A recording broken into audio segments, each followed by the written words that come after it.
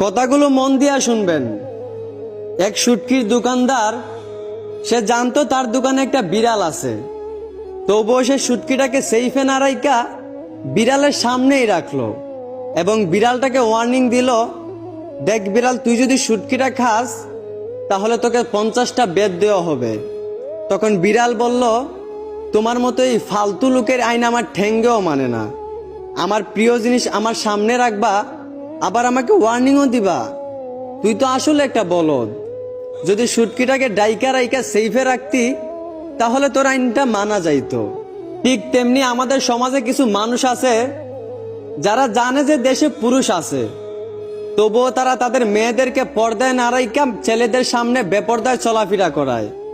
আবার তারা ছেলেদেরকে ওয়ার্নিং দেয়, ইপটিজিং করলে 6 মাস 1 বছরের জেল হবে। তো যারা এই ধরনের আইন করো তাদের উদ্দেশ্যে বলতে চাই, হয়তো তোমরা সমাজের নারীদেরকে পর্দায় থাকার শিক্ষা দেন, নয়তো শুটকিওয়ালার মতো এইরকম ফালতু আইন দিয়ে নিজেকে বলদ প্রমাণ করবেন না। ধন্যবাদ।